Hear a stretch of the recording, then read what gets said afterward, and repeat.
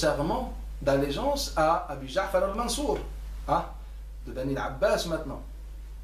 قال إنما بايعتم مكرهين. Vous avez donné ce serment dans un état particulier. Quel est cet état forcé? Vous étiez forcé par les gouverneurs. وليس على كل مكره يمين. Et le mukrah n'est pas responsable. Dans notre religion, mukrah, forcé, n'est pas responsable. فأسرع الناس إلى محمد ولزم مالك بيته. Et les gens se sont précipités pour rejoindre Muhammad al-Nafs al-Zakiyya pour faire jihad avec lui. Et l'imam Malik, il est resté, il n'est plus jamais sorti de chez lui jusqu'à sa mort. Il est resté 3 ans, il est mort. Et c'est à cause de ça qu'il a été torturé par Abu Ja'far al-Mansur. Ils nous disent, l'imam Malik, il priait comme ça. Pourquoi? Ils ont dit qu'il a été torturé par Abu Ja'far al-Mansur, donc il avait mal aux épaules, donc il a prié comme ça. On va rester dans cette débilité wahhabite. Non, il a été torturé. Bah, dites-moi pourquoi il a été torturé. Car il a veillé toute la nuit pour les Américains, ou il a prononcé l'obligation de le jihad. Maintenant il faut répondre. On va garder cette débilité. Maintenant il faut l'assumer. Ala kulli hal.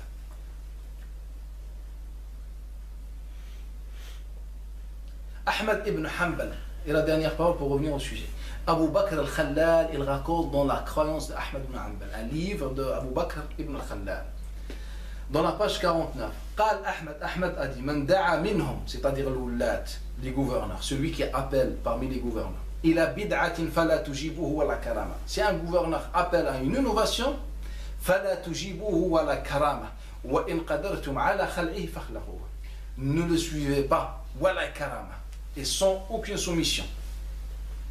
Et si vous pouvez le renverser, l'enlever, faites-le. Ahmad ibn Hanbal. Ils sont des Hanbalites.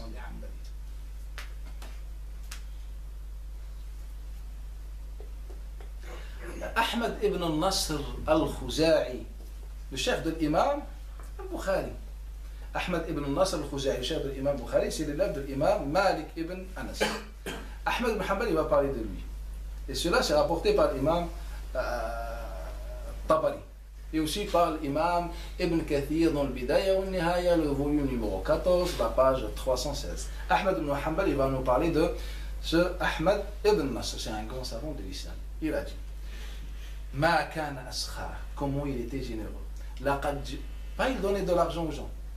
Ma kana askhar, comment il était généreux. Laqad jada bi nafsihi lillahi azza wa jalla. Il a donné son âme à Allah. Pourquoi? Car il a fait le jihad contre Bani al-Abbas, ils l'ont assassiné. C'est un égarement pour Ahmed. Non, il a dit qu'il était tellement généreux, il a donné son âme à Allah. Ala kulli hal.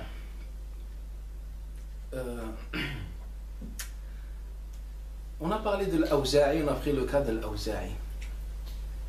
On a pris le cas de l'Awza'i et comment les Bani Umayya ont mis en place un système que le gouverneur, que le savant doit passer par des procédures.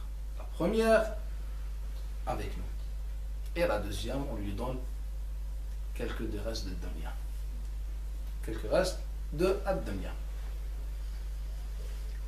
Comment ils ont fait avec l'Albanie? Lui, il est chez lui, en Syrie, comme il a quitté son père, il s'est installé à Damas. Ils ont entendu que quelqu'un, il travaille pour eux, dans leur contexte. Donc, ils ont commencé à lui envoyer quelques riels, la monnaie saoudienne, par mois. Après, ils l'ont appelé pour enseigner là-bas. Et il est parti en Arabie Saoudite, mais une fois, il a dit une bêtise. Il a dit, mais couvrir le visage pour la femme n'est pas obligatoire, juste recommandé. Ils ont dit, dégage. Le gouverneur traite les gens comme des chiens. Tout simplement. Il faut que, à la lettre, tu sois avec nous. À la lettre. Ibn Baz, moi j'étais dans l'époque. Fahd ibn Abdel Aziz, un jour avec George Bush, vous le connaissez, dans une fête, et je l'ai visionné moi, et j'étais encore wahhabite à cette époque. Il avait, George Bush lui a donné un petit cadeau. C'est quoi le cadeau? Quand quelqu'un il donne un cadeau à un musulman, est-ce qu'il garde un peu de respect? Logiquement, c'est un cadeau. Quelqu'un qui veut me donner un cadeau, et moi je suis ici que je suis musulman, il ne va pas me donner du porc. Au contraire. Il y a des non-musulmans qui m'ont invité et ils ont dit qu'est-ce que tu manges pas. Hein? Là on parle au niveau supérieur, c'est entre des gouverneurs. Donc il lui donne une croix. Une croix. Qu'est-ce que cet acte signifie? Tout simplement que comme lui il traite les soi-disant savants comme des chiens, toi aussi tu es comme un chien pour nous. Tu prends ça, t'es musulman ou pas musulman, tiens ça. C'est ça le respect. Le pire ce n'est pas ça. Vous pouvez la voir, visionner si elle existe encore sur internet. On a demandé à un élève, il dit à Ibn Baz, Ibn Baz, c'est enregistré, je parle de l'époque des cassettes. Qu'est-ce que tu en penses de quelqu'un qui porte la croix? Apostat. C'est une apostasie. Sur les écoles, il y a une divergence. Un avis qui dit déconseillé, autre dit interdit, autre il dit une apostasie. Ibn Baz, il dit apostasie. Le problème ne se trouve pas ici. Et on dit, même s'il est gouverneur, Allah Ta'ala, il n'a pas peur des gouverneurs. Ils ont dit, on a vu Malik Fahd. Wallah, je vous invite à, si vous trouvez cette cassette. Malik, non, vous vous trompez. C'était un papillon, pas une croix. Il corrige. Sachez que Ibn Baz, il est aveugle. Et lorsqu'ils ont posé cette question, c'était l'actualité. C'était l'actualité, les jours même. Il vient d'apprendre que le Malik Fahd, voilà, a reçu un cadeau. Il a deviné que c'est un papillon. Il l'a vu avec ses yeux. Il est aveugle. À l'âge de 17 ans, il a perdu sa vue. Ibn Baz, à l'âge de 17 ans. Il a dit non, c'est un papillon. C'est un apostat. Même si c'est un gouverneur, un apostat. Mais à condition qu'il soit comme Kadhafi, comme Saddam Hussein. Ça, c'est pas grave, ce sont des apostats. Et on dit, Malik, il a dit non, ça c'est un papillon. On a la crainte d'Allah Ta'ala. Regardez, vous pouvez la voir tout ça.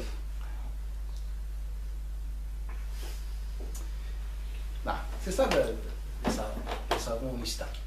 Les savants de maintenant en islam.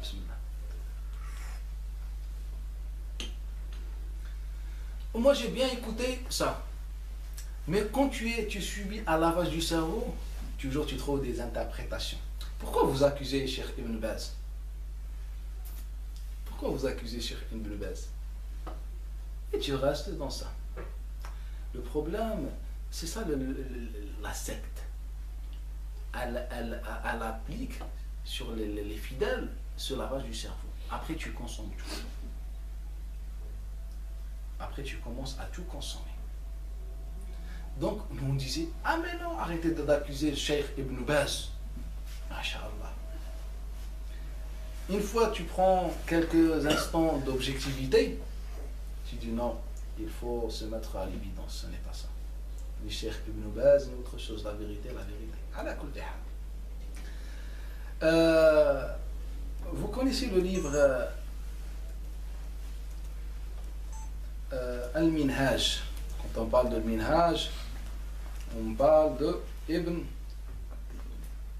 Taymiyyah, le livre de Minhaj. Cette histoire elle est rapportée par beaucoup de monde. Mais moi j'ai choisi Ibn Taymiyyah. Comme ça, n'importe du pas chaîne de transmission n'est autre chose. C'est une vérité. Dans le 4e volume, la page 574. Là, on va essayer comment Banu Umayya, ils ont mis en place ce système. Comment ils sont arrivés à mettre ça? Quelle est la vision wahhabite? Quelle est la pensée de Al-Wahhabiyya? Ce n'est pas un sujet juridique.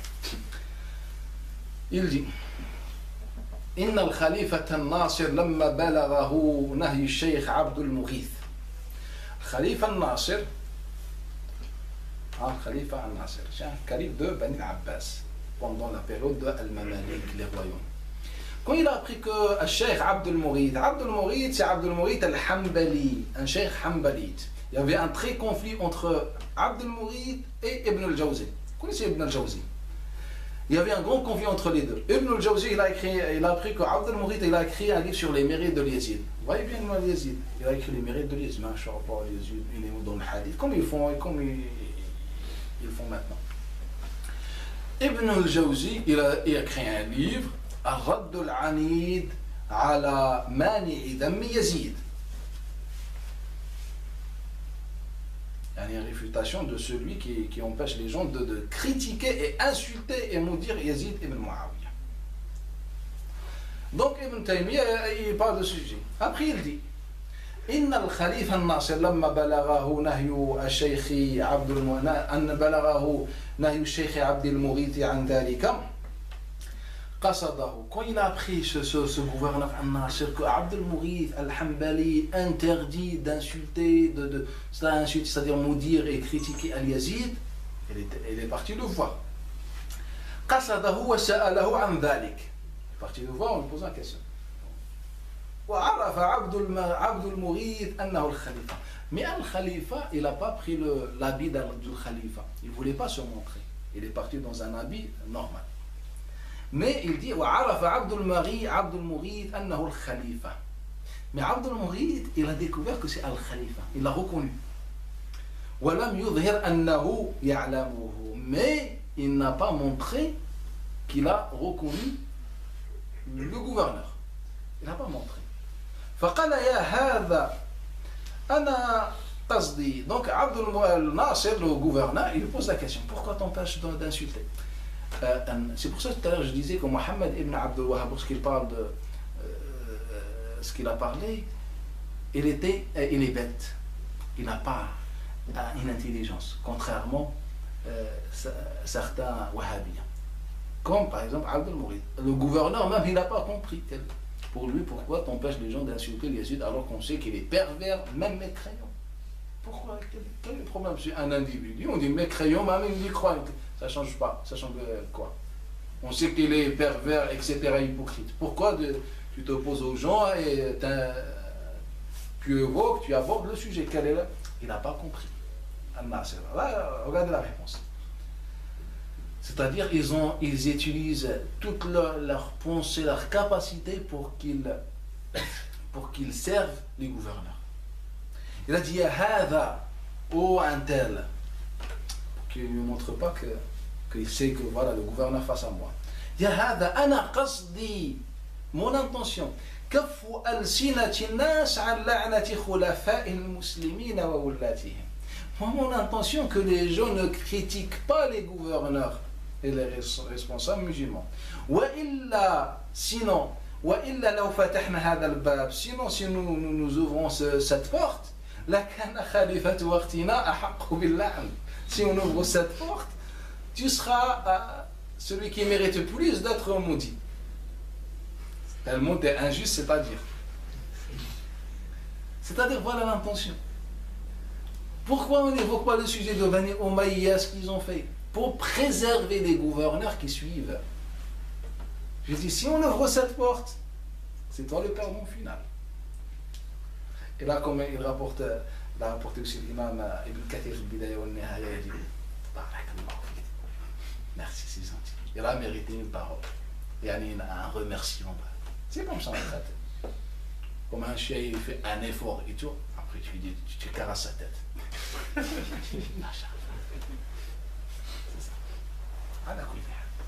On n'a pas encore fini. Vous connaissez Ibn Rajab al-Hanbali, c'est une référence dans l'école Hanbalite. Il a écrit un livre qui s'appelle Daylu Tabaqat al-Hanabila. Dayl Tabaqat al-Hanabila, le premier volume, la page 354.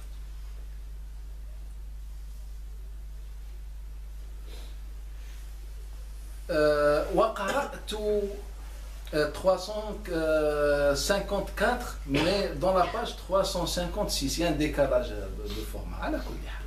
وقرأت بخط يحيى ابن الصيرفي الفقيه الحراني. J'ai lu le livre de Yahya ibn al-Sayrafi al-Faqih al-Harrani, c'est-à-dire Hanbalite. قال حكي لي أنه كان يوما في زيارة. Là, en parlant de la biographie de Abd al-Mughith al-Hanbali, qu'un jour, Ibn al-Mughith, il était il visitait la tombe de قبر أحمد ibn Hanbal. أنه كان يوما في زيارة قبر الإمام أحمد. Les Hanbalites, ils faisaient ce qu'on appelle Shadd al-Rihal à la tombe d'Ahmad ibn Hanbal. Alors que certains d'eux, ou bien beaucoup d'eux, ils étaient dans Tajsim, etc. Mais dans ce qui est considéré comme Tawhid, chez les Wahhabiyya, ils étaient à l'opposé de Wahhabiyya.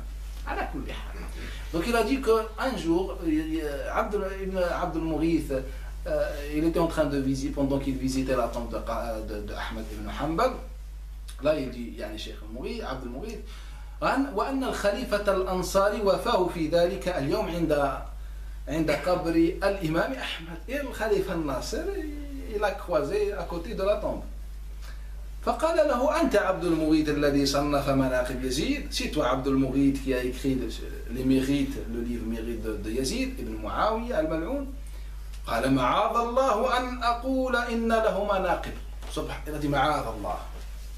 C'est-à-dire أعوذ بالله que je suis capable de dire que Yazid il a des manaqib, il a des mérites, il a des qualités. Astaghfirullah, il a dit, qu'est-ce que tu dis? ولكن من مذهبي, mais mon madhab, ma position, ma façon de voir les choses, من مذهبي أن الذي هو خليفة المسلمين إذا طرح عليه فسق لا يوجب خلعه. Mais moi je vois que quand le gouverneur il est injuste, il est pervers, etc., il est masha'Allah, on le respecte, obéissance totale. فقال أحسنت يا حمدلي. Masha'Allah ya Hanbali. Il était content le gouverneur. Ils sont contents ces gouverneurs maintenant car il y a des gens comme ça, des gens ignobles, de la racaille, comme ça. أحسنت يا حمدلي. واستحسن منه الكلام. Il a bien aimé sa parole. Car les gens ils utilisent leur science pour réformer, pour sortir les gens des péchés vers les bienfaits, etc. Et eux ils utilisent leur science pour préserver la gouvernance des injustes. واستحسن منه هذا الكلام وأعجبه غاية الإعجاب. Il était étonné, il a bien apprécié la parole de Abd al-Mughith. C'est ça la pensée de l'Wahhabi. S'ils ont ces positions, ce n'est pas par rapport à un sujet juridique, autorisé, pas autorisé. C'est politique. C'est comme un Shia. Ces Shia, maintenant, ils nous disent les 12 imams, etc. Après, ils nous ont imposé ce qu'on appelle le fiqh. Après, ils ont écrit des hadiths, des livres sur le hadith, comme le Kafi, comme, je ne sais pas, le Kitab al-Ahkam, comme Allah yahduru al-Wafaqi, etc. C'est qu'un dépannage. C'est que pour camoufler. Sinon, l'origine, c'est la politique, c'est les intérêts, c'est le pouvoir. C'est ça l'origine du conflit, c'est le pouvoir. Et ces gouverneurs, de maintenant, c'est la prolongation de la gouvernance de Banu Umayya. C'est pour ça, jusqu'à maintenant, même dans les universités, lorsque on enseigne l'histoire pendant l'époque de Banu Umayya, c'est une histoire, masha'Allah. Banu Umayya, ce sont des hommes glorieux, sont loin d'être reprochés. Pourquoi? Pour préserver la gouvernance des injustes. C'est ça. Il n'y a pas, c'est pas un sujet juridique ou bien façon de voir les choses, etc. Allah. Je vais finir ce sujet par une parole de l'imam Ibn Kathir dans le Bidaya wa Nihaya, le volume numéro 17, la page 375.